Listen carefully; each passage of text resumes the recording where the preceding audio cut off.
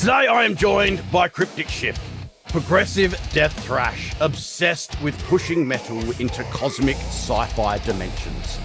We're here to talk about the new album, Overspace and Super Time, the latest single in hyperspace topography, and how they turn interstellar worlds, alien creatures, and futuristic concepts into brutal technical metal.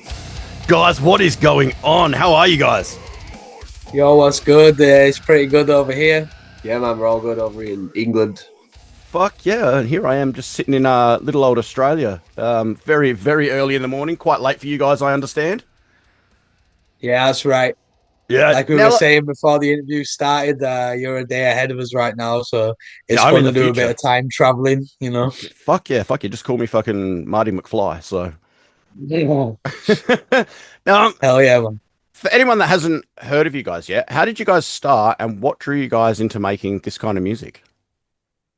We just started this band as like teenagers, you know, like most bands do, or at least most people who start playing in bands.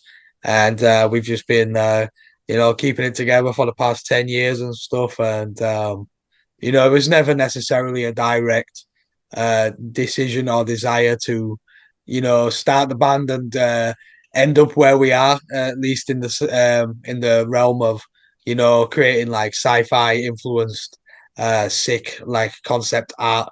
But this is where we've ended up and stuff. So I think that just comes from just a natural developing taste and love for extreme music, and also just like super sick sci-fi movies and stuff like that, you know. Yeah. Speaking of like the sci-fi side of stuff, that hit home big time for me. I'm like, I mean, you can see with like the stuff behind me, all the toys and stuff. I'm like the biggest Yeah, nerd yeah, it ever. looks sick, man. Fuck yeah, fuck yeah. I love it. I have an obsession You with got like any Star Wars stuff? yeah, I do. We got Star Wars just in here. Heap of Star Wars Very good. there. Vintage and new stuff. Yeah, I love it. I genuinely have a problem. So, but with the concepts you guys are looking into, where is it coming from? Is it like a comic book thing? Is it a movie thing? Is it all the above? Yeah, I don't really know. It just comes out of us, man. We just love. I guess it mainly comes from like the Star Wars prequels, growing up in that era, playing all the Yeah, video games from that era.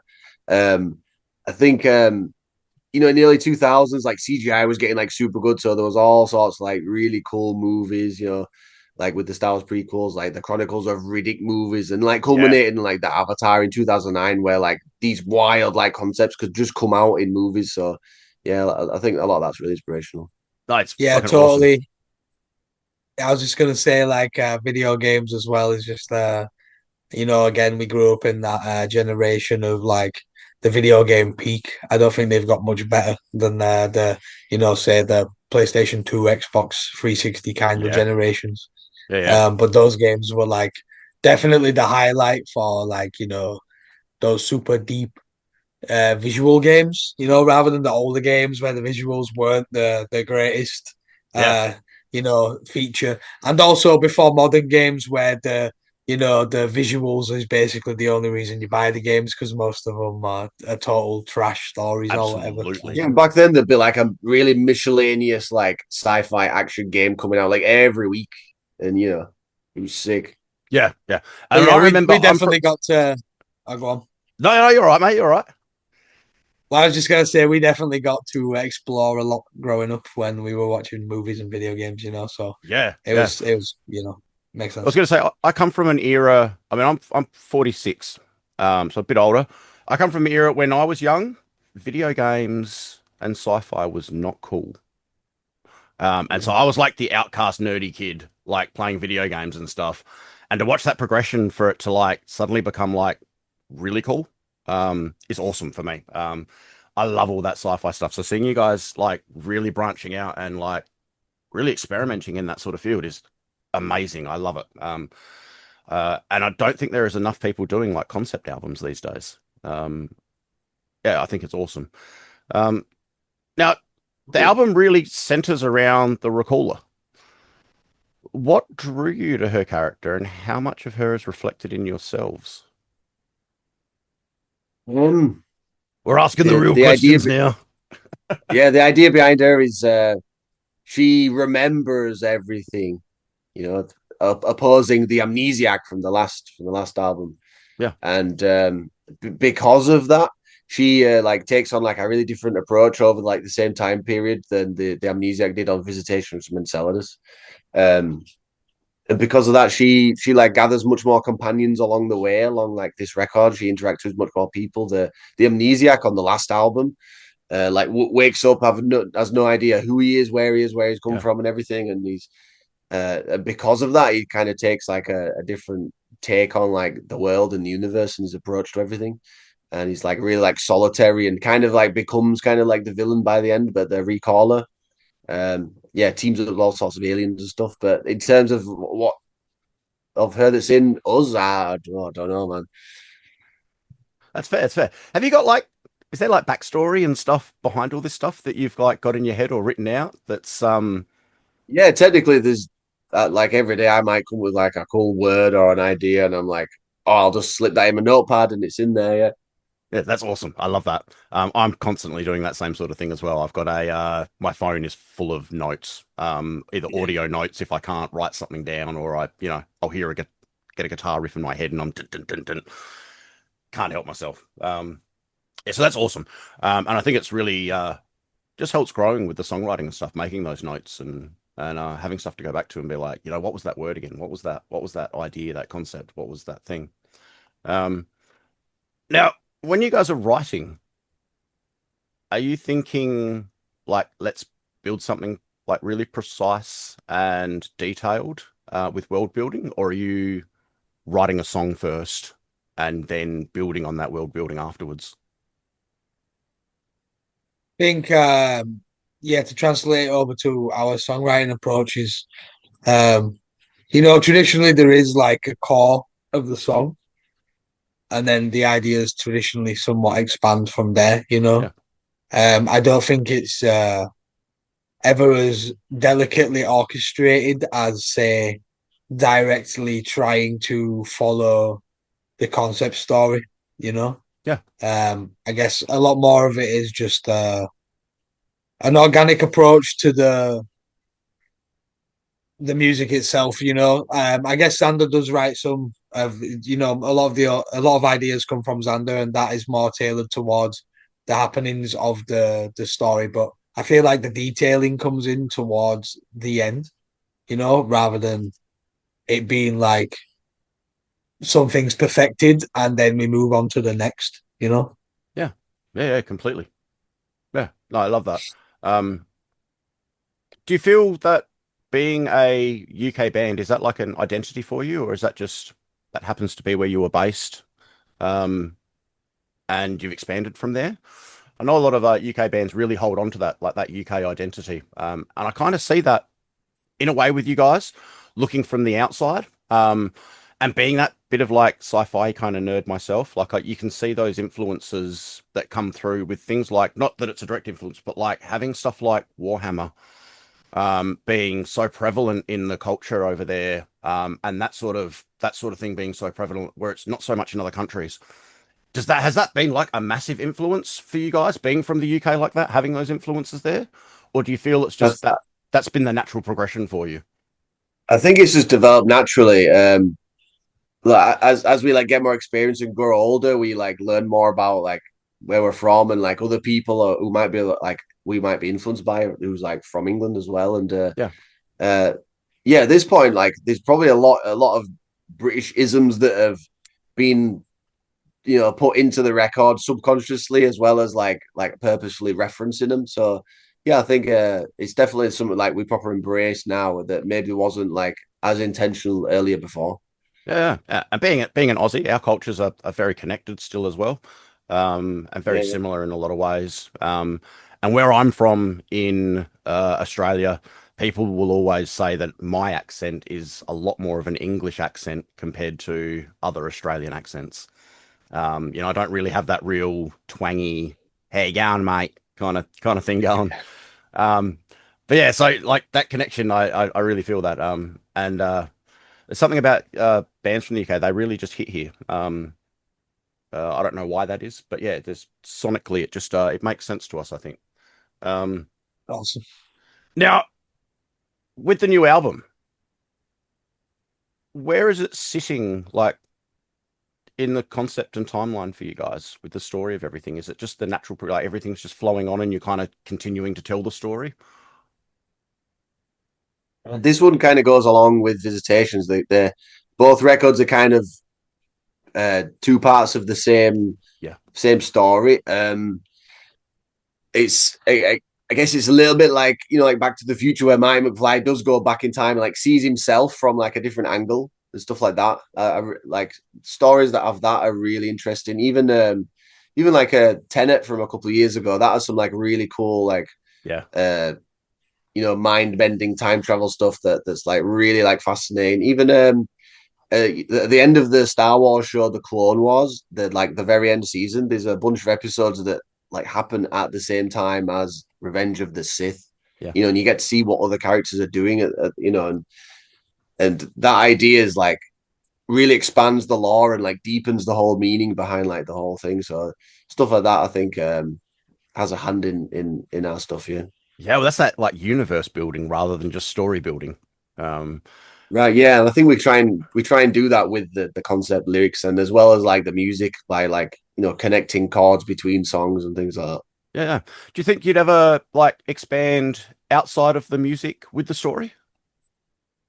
I think it'd be pretty cool to do to some degree. I don't know about like making something separate to the band itself, you know. Yeah, That's not necessarily anything we're interested in doing. Or making the whole, concept art thing bigger than the band itself. yeah, Um, but it would be cool to like do something like a shorter like graphic novel or 100%. perhaps even like a Yeah. shorter video game or something like that, whatever would be achievable and appropriate. Yeah, in my head, But I was like thinking like you get like your vinyl and you could pull out your sleeve and you've got like some like a bit of a comic book or something in there, like a bit of a story, like. Yeah, like little booklets like definitely. that.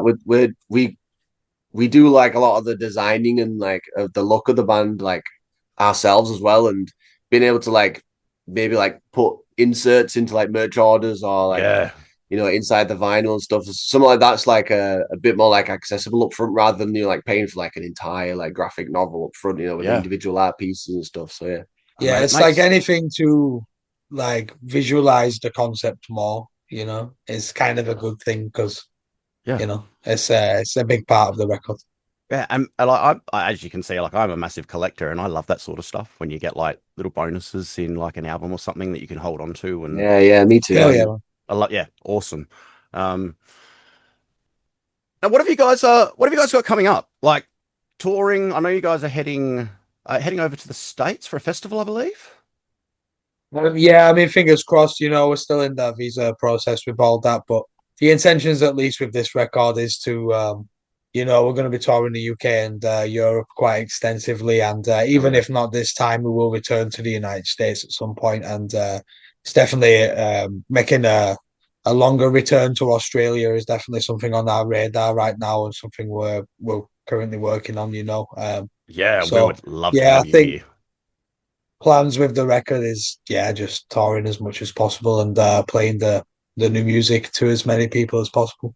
Yeah, and the reception for it's going great. I mean, it's been fantastic. There's a real big vibe for it. So, Absolutely, man. It's fuck yeah. couldn't have gone down any better, really. So it's real cool. Yeah, people are proper digesting the record, either like like spending like loads of time in it digesting the lyrics and stuff. Yeah, it's cool. And for me personally, it was like put some headphones on and disappear into Oh it, yeah, cool. like just lose myself in it. Yeah, awesome. Totally. And Awesome. Yeah, Yeah, yeah. totally. the production on there is just fantastic. You can lose yourself in there, and yeah, yeah, I fell in love with it the first listen, and I've been listening a lot since. So, um, Oh yeah, well. now I always finish up with just some quick fire questions. So this is just off the top of your head. Feel free to expand on stuff if you want. Now my first question is always a little harder for artists to answer. So who is your favorite band or artist? Uh, of all time, Like, I mean, like it could be anything. yeah, favorite artist. Just say Slayer, bro. Yeah, I mean but that's There's musical nothing wrong with artist, that isn't it? answer. Right? I don't know. Yeah, Slayer probably, bro. Like, Fuck yeah. that's but again, that's musical. Yeah, yeah. We're I'm talking much of like old thrash school metal. Slayer. Yeah, of course, man. Yeah, yeah, Especially the original lineup Slayer. yeah. You can't Definitely go the past best. it. I'm just gonna go for Time Ghoul, Nice. one of the best, man. They only did 6 songs and incredible creativity and as well the storytelling, awesome. Yeah, that's awesome. Do you guys go with riffs or concepts first? Riffs. Yeah, Riffs. riffs. Fuck yeah, yeah. You can't have a concept without a riff, I think.